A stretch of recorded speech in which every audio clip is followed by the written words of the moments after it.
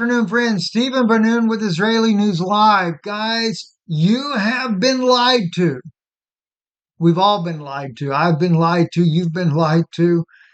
And what have we been lied about? Psalm 83. The biblical prophecy of Psalm 83 that's been unfolding for decades. And yet we're being told that it's unfolding or about to start unfolding right now with the attack that has happened to Iran, and now Iran striking back on Israel. The United States' latest attack with the 14, I thought it was 14 Moab bombs dropped on the nuclear facilities, only to provoke this war that Netanyahu is trying to get going to bring all hell down on Israel. Or is Israel really Israel? You know, it's kind of interesting. If we go back here to General Wesley Clark, when he first revealed this here, he revealed a plan to take down 7 nations in 5 years. Iraq, Syria, Lebanon, Sudan, Ethiopia, Iran and Ethiopia. And then this was also concurred by Gregory Sachs, who said that it was actually Israel that was really behind this. I got this little clip up here. I want to play it just for a moment for you because we're going to dive into something that it totally took me by surprise. Listen in.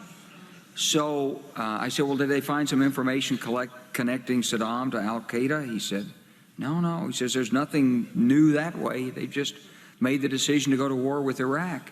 He said, I guess it's like we don't know what to do about terrorists, but we've got a good military and we can take down governments. And he said, I guess if the only tool you have is a hammer, every problem has to look like a nail.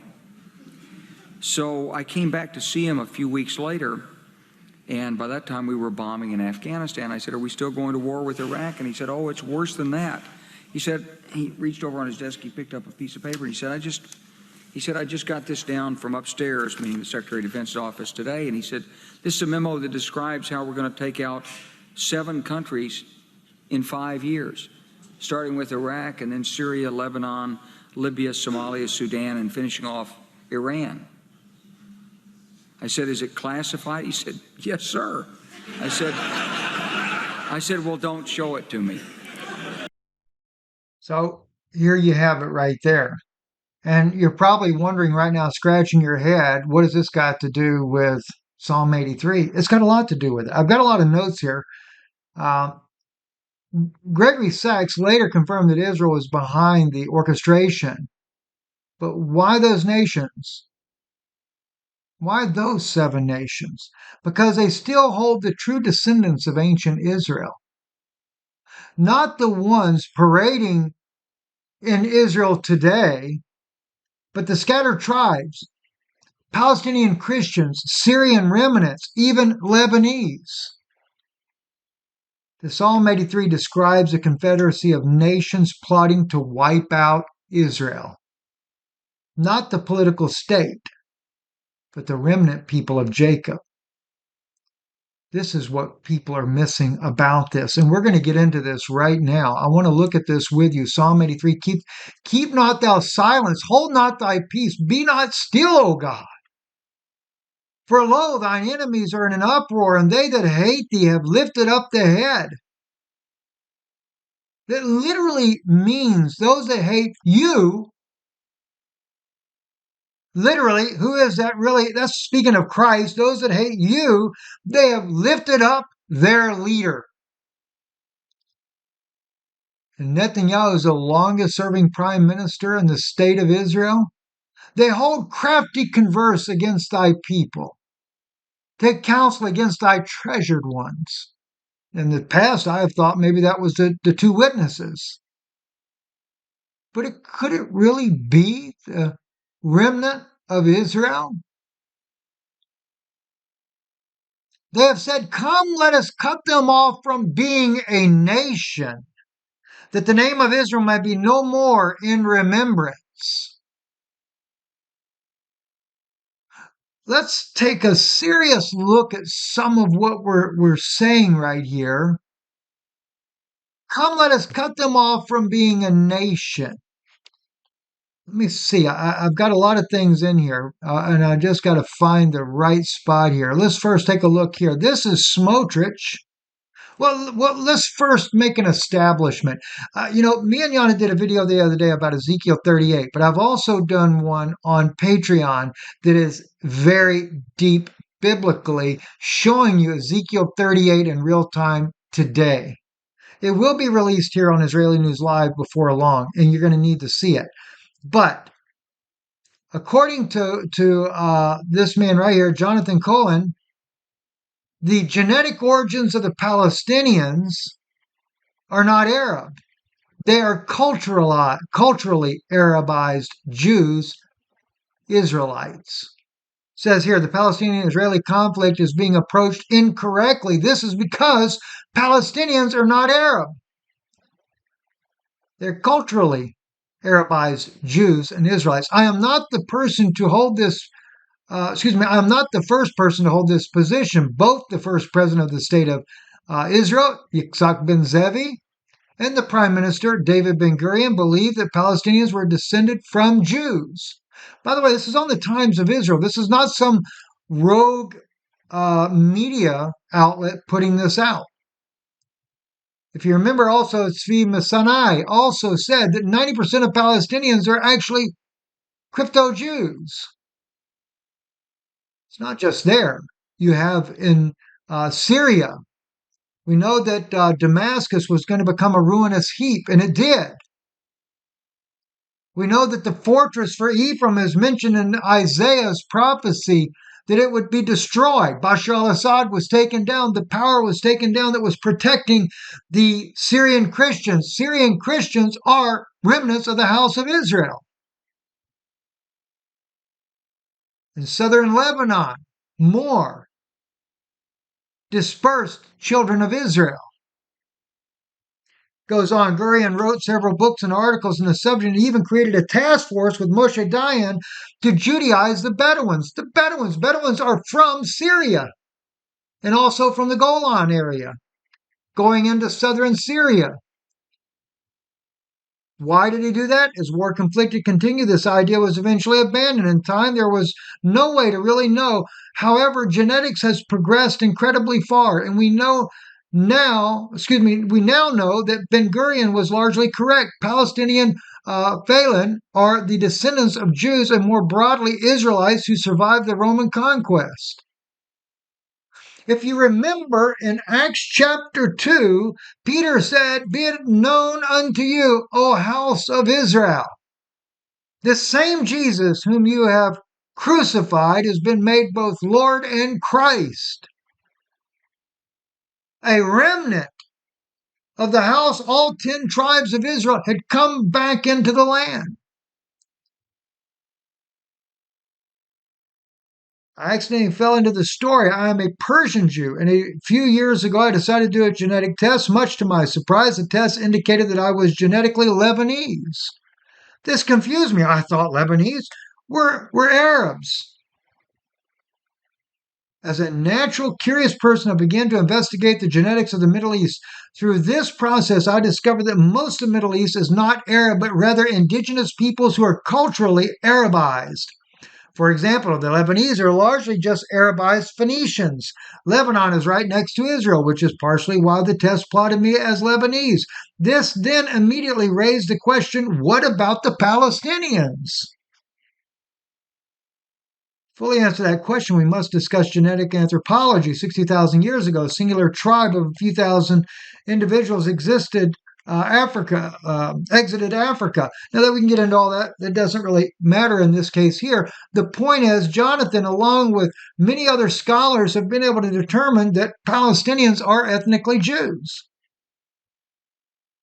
Then how did all this confusion get in here? How did this confusion really get rooted in here in the first place? Do you remember what Jesus said?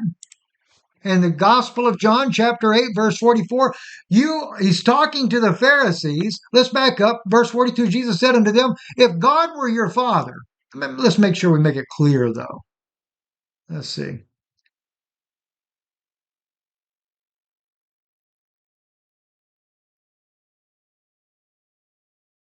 They answered and said unto him, Abraham is our father. Jesus said unto them, and he's talking to the Pharisees, if you were Abraham's children, you would do the works of Abraham.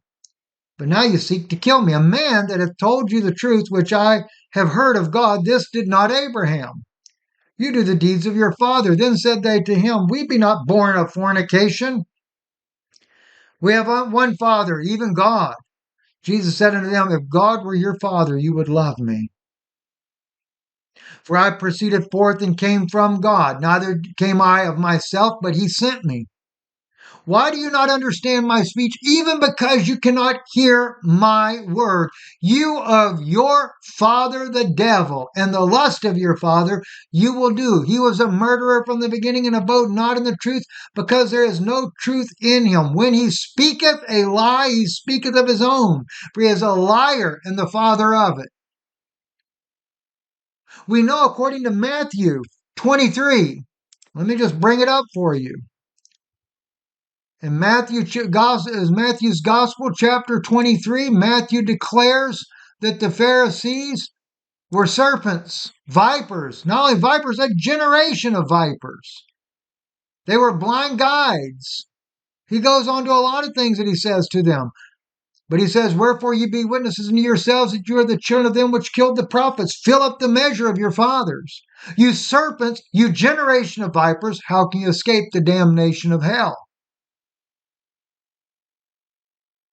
It also says in the book of Revelation, chapter 3, verse 9, behold, I will make them of the synagogue of Satan, which say they are Jews and are not, but do lie. Behold, I will make them to come and worship before thy feet, to know that I have loved you. Because thou hast kept the word of my patience, I also will keep you from the hour of temptation, which shall come upon the whole world to try them that dwell upon the earth.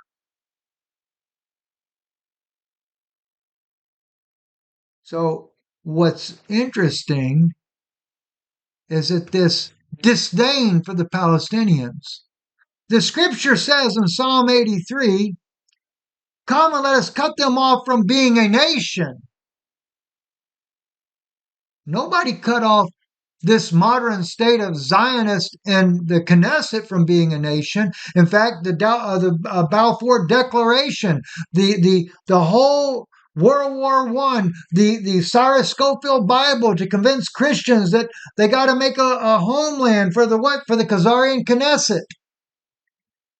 Got to make a homeland for them.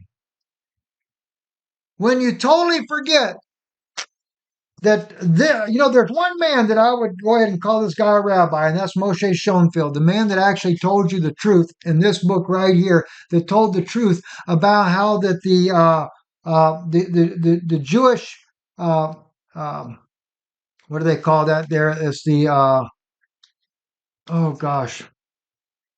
Here's one right here. Blood in exchange for a state. This is on page 24. This is right out of here. Mr. Schoenfeld wrote this here. Zionist leader during the Holocaust did not stop manipulating lies.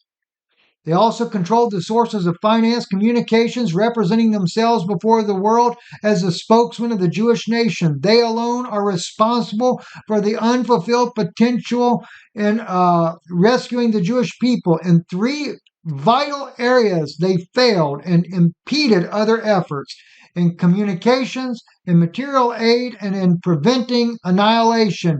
Had these failures stemmed from the ignorance or mistakes, one might excuse their lack of ability. But the bitter truth is that their actions were determined by explicit policy and fundamental principle.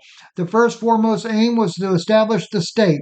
The masses of Jews merely served as a convenient means, and whenever there existed a contradiction between the two, the needs of the masses and even their salvation were subordinate to the needs of the state in formation. In the late year 1905, the riots and pogroms that broke out in Russia were welcomed with blessings by the Jewish socialists, who together with their Russian counterparts consoled themselves that Jewish blood was good grease for the wheels of the revolution. The Zionist leader saw the split Jewish blood of the Holocaust as grease for the wheels of the Jewish national state. As a general sacrifices thousands of soldiers for the sake of capturing one fortress, so did the Zionists leaders bloody their hands in building the state of Israel and sacrifice Jewish children of the diaspora for the fortification of its walls. That's page 24 in that book right there. The Zionist Congress in London was against them. Over in Switzerland, the World Zionist group there were against them, worked and actually sent over 800,000 Jews to the death camps, while they rescued a little over 1,000 for themselves, for their statehood. This is how evil they had become. And as I shared with you the other day, Mr. Finkel, the Russian Orthodox Chabad Jewish scholar, clearly identifies that they are from the Khazarian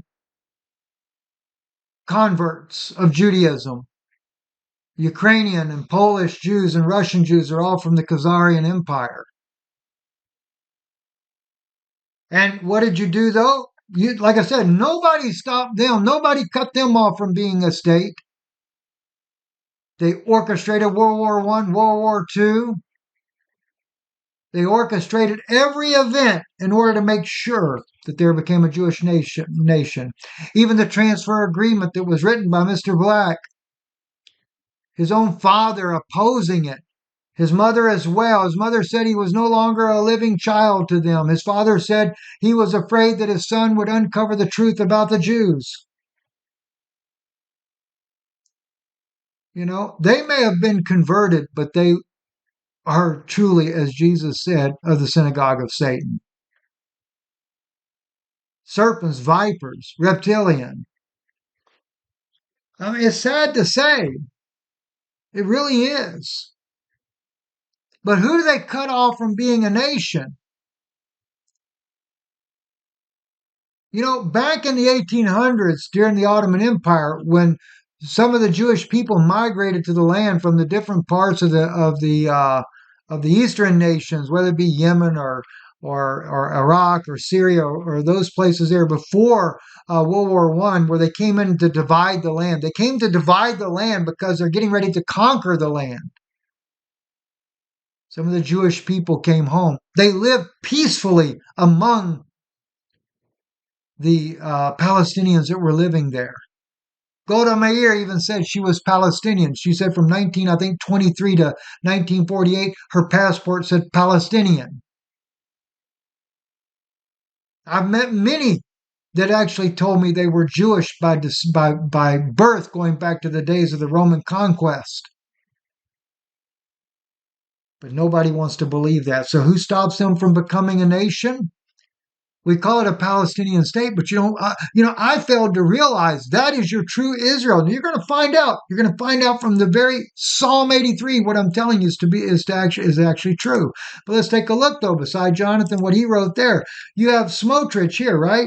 Israeli Finance Minister Bezalel Smotrich said it may be just immoral to starve 2 million Gazan residents until Israeli hostages are returned, but no one in the world will let us. Ben-Gvir and him, they've talked about nuking Gaza, wiping them off the planet. Now the unbelievable acts of horror and terror that have been going on for 75 years, both in the West Bank and in Gaza. Let me share with you some things here. I've got a lot of notes made here, so I want to back up and go through some of these with you.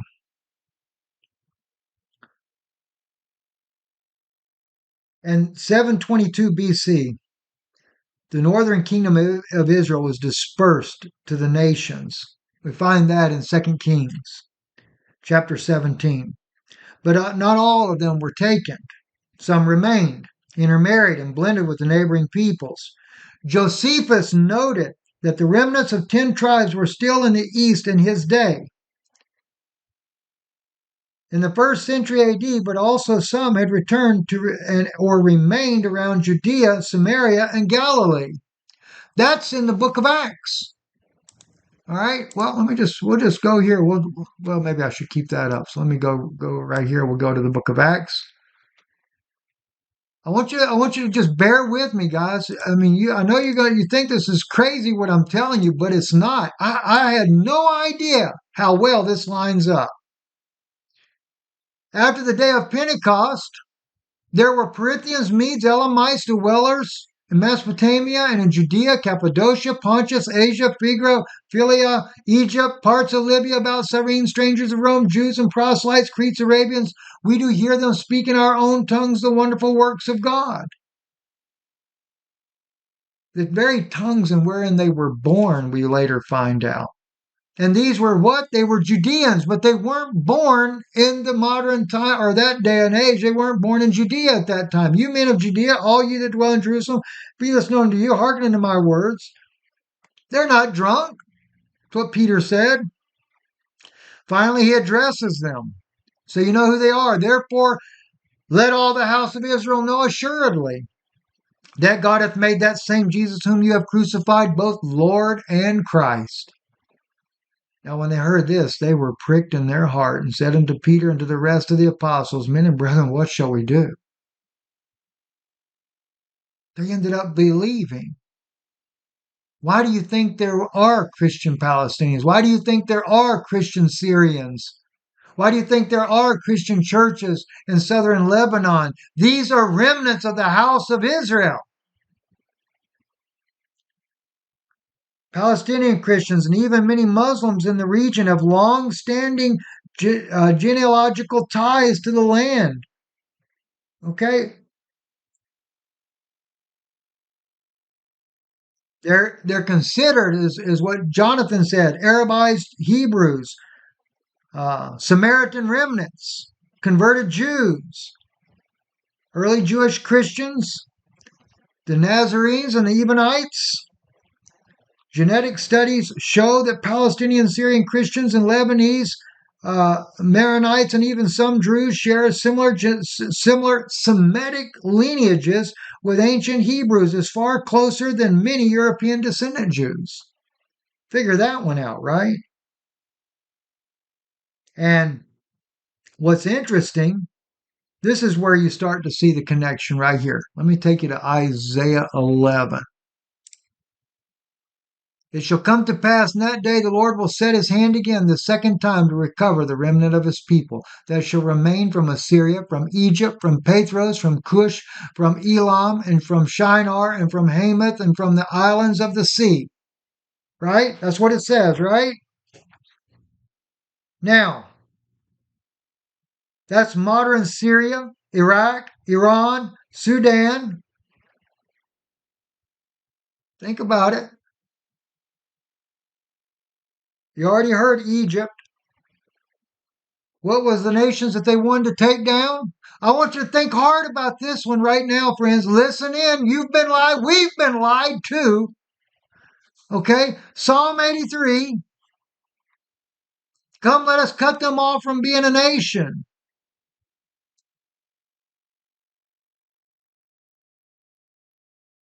Don't want them to become a nation there. Can't let them be a nation. We got to cut them off. Put a stop to it.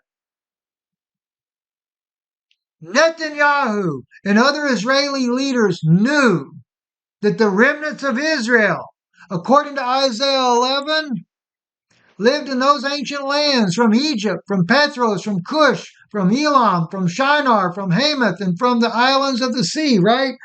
What is that? That's modern day Syria, Iraq, Iran, Sudan, Egypt. Even those little islands in that area. And Acts chapter 2 confirmed that the Israelites were present from all these nations at Pentecost. All right? Now, it gets more interesting. As we see this, and we see that he sets in order to begin to destabilize and destroy those nations. Internally, he does that. What's he doing? He's fulfilling the prophecy of Esau, or Esau. Netanyahu really is an Edomite, just like that of King Herod the Great. I don't know why they call him great. He wasn't great. He was the evilest man on the planet. Baby killer, just like Netanyahu, baby killer. We know in Obadiah, what does Obadiah say? Accuses Esau of the violence against his brother Jacob during Jerusalem's fall, especially handing them over to their enemies. What did Netanyahu do? He armed ISIS militant factions inside of Gaza against his own people. He also funded and armed Hamas. What did Hamas do when they won the elections? They throwed the other people that were running for the elections that were part of the other factions there, throwed them off the high rises and killed them.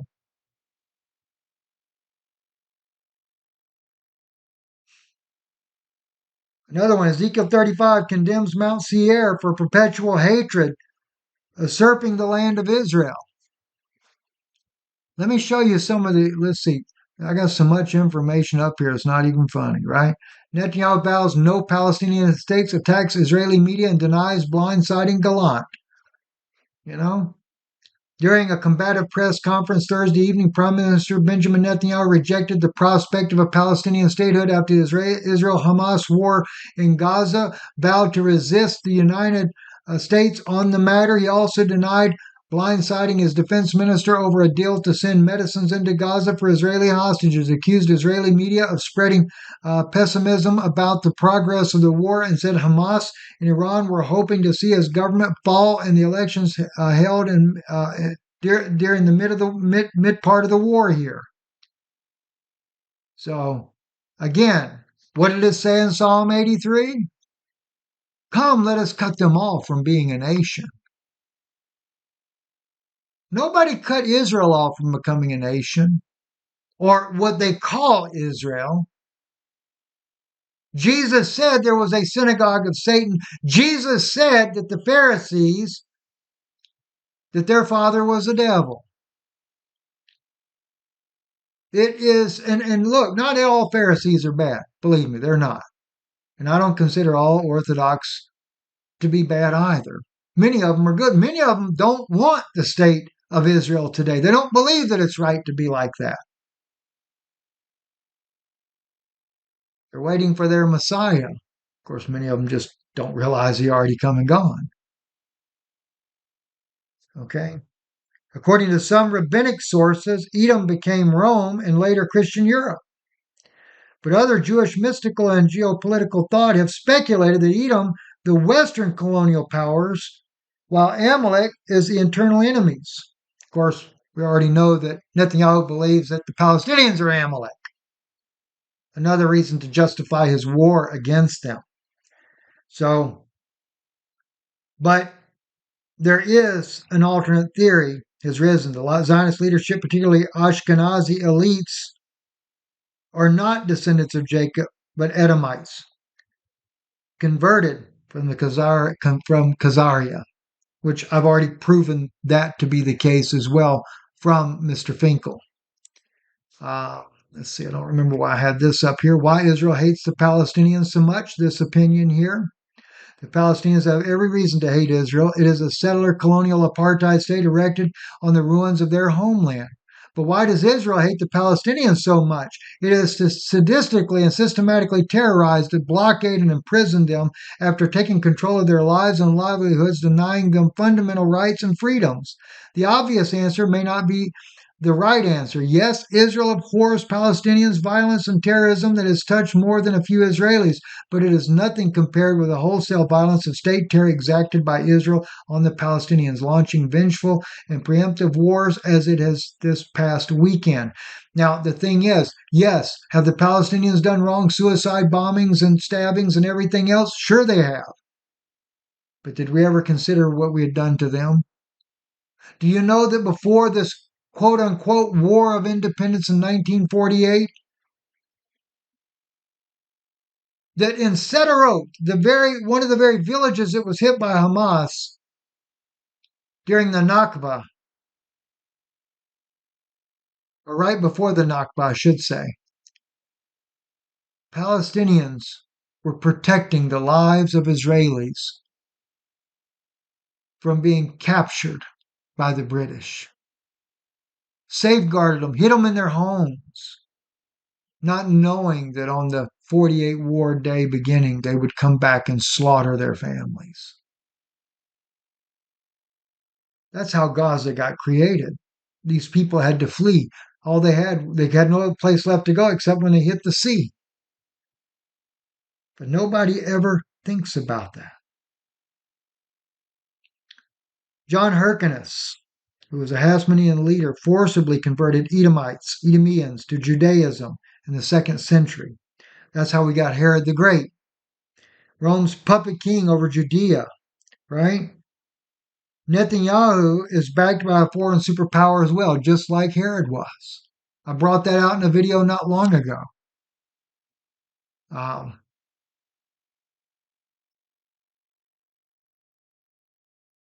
He has been acting violently towards the Semitic population, much like Herod under Rome.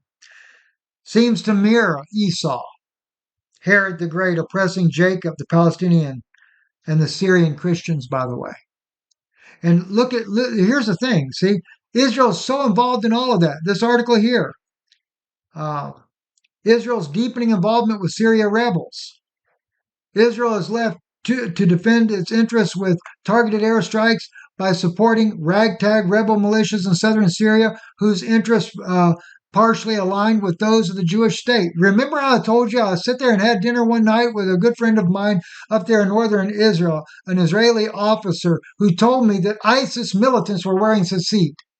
And Baghdadi, we find out that Baghdadi was a Jew, a Mossad agent, the head of the ISIS movement.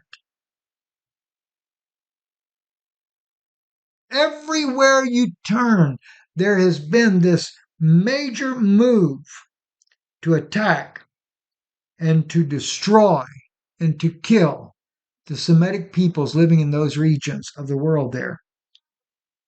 So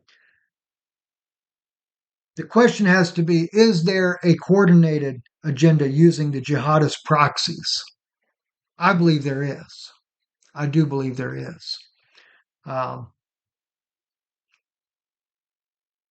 Strategic use of extremism. There are reports, whistleblowers like Seymour Hersh. Well, Seymour Hersh is a journalist, not a whistleblower. Israeli insiders, even from the IDF, have exposed the Mossad and Western Intel, CIA, and MI6 help arm jihadist groups in Syria.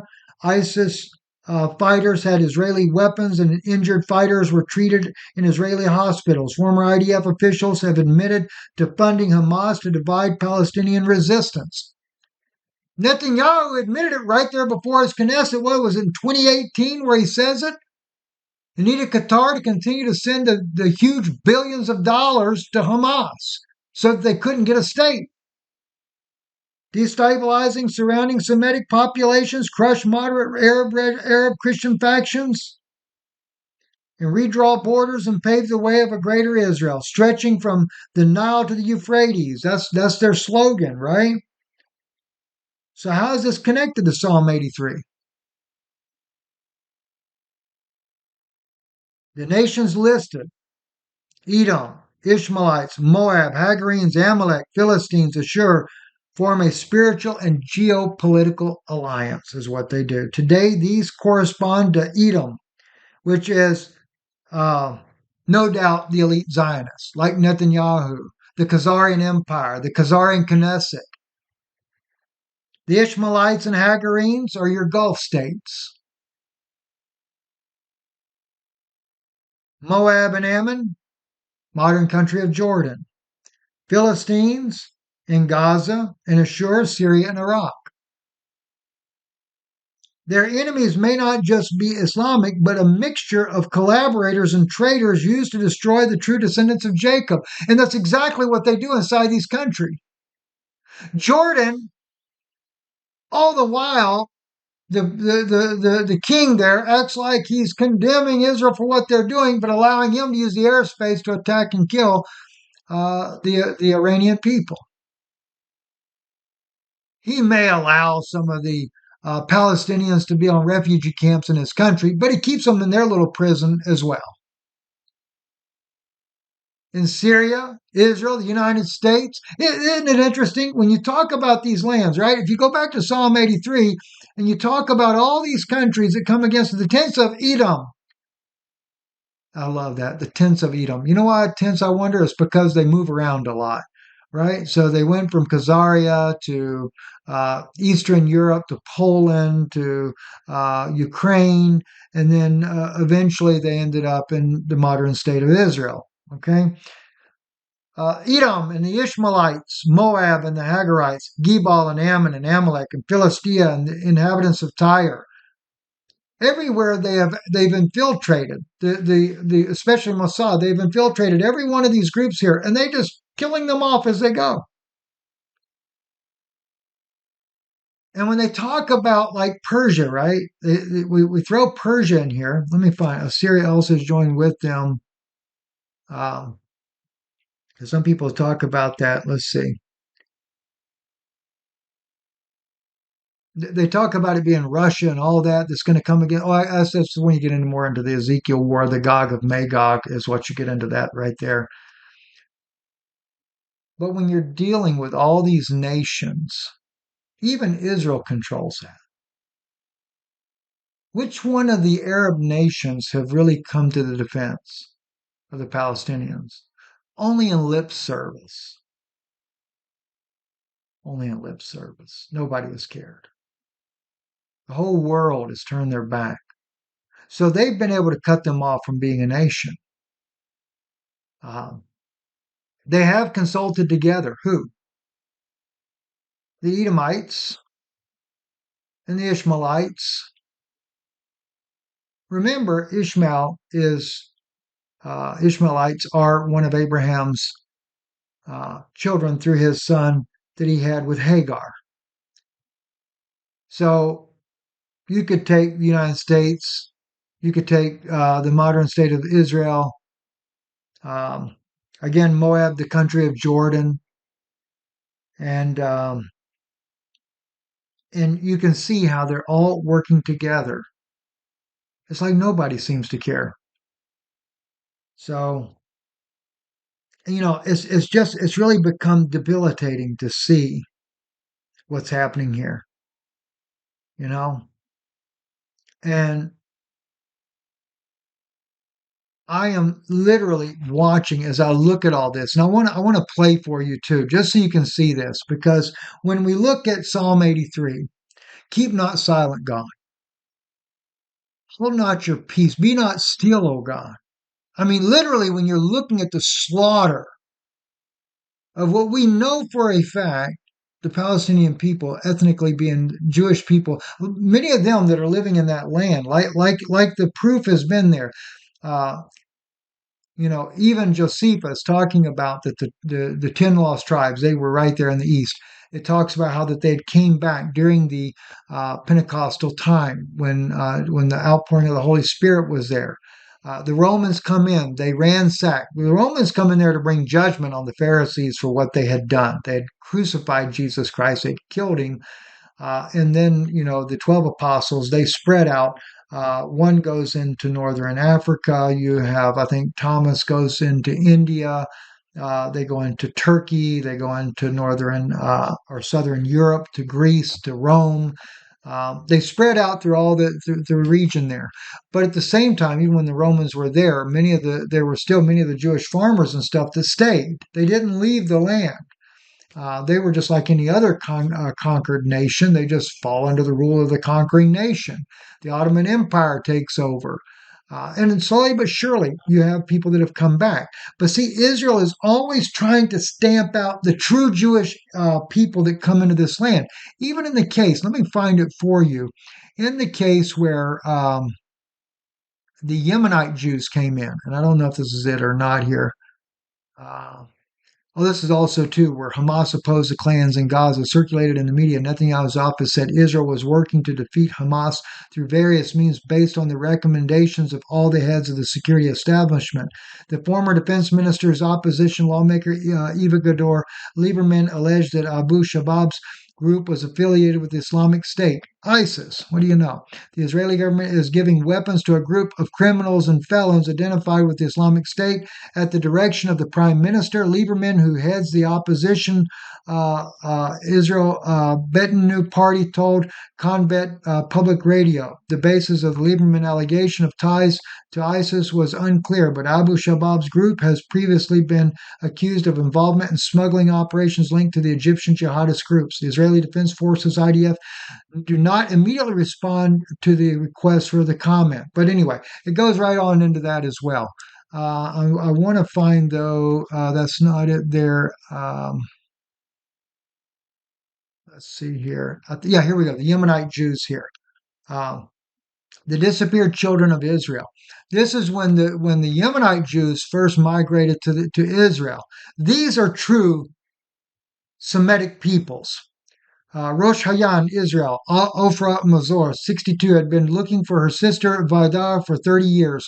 When she submitted her DNA samples to the Israeli genealogy company MyHeritage in 2017, her mother, Yocheved, who is now deceased, said that she got to breastfeed her sister only once after giving birth to her in an Israeli hospital in 1950. She was told by the nurses that her newborn daughter had died. Miss Mazor's mother didn't believe the nurses and had her husband demanded their child back. He was never given the child. A few months after submitting her DNA, Miss Mazor, this is years later by the way, received the call she'd been waiting for. A match had been found. Last January, the sisters were reunited. Varda Fuchs had been adopted by a German Jewish couple in Israel. She was told at a young age that she was adopted. The sisters are part of a community of Israelis of Yemenite descendants who for decades have been seeking answers about their lost kin, known as the Yemenite Children Affair. There are over 1,000 official reported cases of missing babies and toddlers, but some estimates from advocates are as high as 4,500 families. You know why they kidnap these kids? Because the Ashkenazi Jews know they don't have Jewish DNA. They're not Semitic peoples.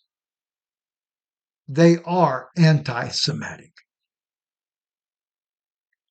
So she said, I was sure I was Yemenite, Miss Fuchs 68 said. I felt it, Miss Mazor said. Finding her sister was like closing a circle, growing up. We both knew about something was missing, she said. And there they are. There they are. And this is what's so sad. I remember talking years ago to a good friend of mine, and him telling me about the Yemenite children and how they were kidnapped, never to be given back to their families. And of course, the Israeli government, Netanyahu, we'll open an investigation. No, he doesn't. He doesn't want the world to know what they've done. Because the real Jewish people are people. And look, why do you think Israel is so bent on destroying Yemen? There are Semitic Israelites there too. This is why, though, that Wesley Clark went out. He said they went after those nations. In closing, let me play this for you as well. Israel could never do these wars on its own. Gregory These are Sachs. American wars. Empires divide to rule. This region has been manipulated by Britain, France, and the United States for 100 years since the Versailles Treaty. We'll never have peace in this region if outside imperial powers like the United States are dictating the terms to this region. We have tragedy in Gaza, the West Bank, Lebanon, Syria, Iraq, Sudan, South Sudan, and Libya that I put at the hands of the United States government and its ally Israel. We'll never have peace in this region if outside imperial powers like the United States are dictating the terms to this region. The only way to have peace in this region is if this region is determining its own future. Let me, in closing, say this to you so you kind of understand about the 7 nations that General Wesley Clark spoke about, and when we're looking at this from a biblical point as well. And General Wesley Clark, when he made this statement here, he said Iraq, okay? Babylon and Ashur in biblical times. It was the homeland of the exiled Israelis in 2 Kings chapter 7, or 2 Kings, yes, chapter 17. Syria was base for the many early Christians in Acts chapter 11, verse 26. Lebanon, Tyre, and Sidon, home of the Phoenicians and likely remnants of Israel. Libya, Put, mentioned in Ezekiel 38 as a war ally. Sudan, Cush, Isaiah 11:11, regathering of the Israelites from Cush. Somalia and Ethiopia, also referenced as Israelite dispersion area. Iran, Elam, and Persia, major location of exiled Jews, Book of Esther and Nehemiah. Now you know why they're trying to destroy those lands. There are Semitic peoples in those lands that could potentially come back. Let us cut them off from being a nation, okay? Pay attention. Let us cut them off from being a nation. There you go. Let us cut them off from being a nation, that the name of Israel may be no more in remembrance. A synagogue of Satan has risen up to destroy the true Israelites. I'm Stephen Ben-Nun. You're listening to Israeli News Live. Support the broadcast, please. IsraeliNewsLive.org is our website, and our Patreon site, patreon.com/Israeli News Live. Thank you.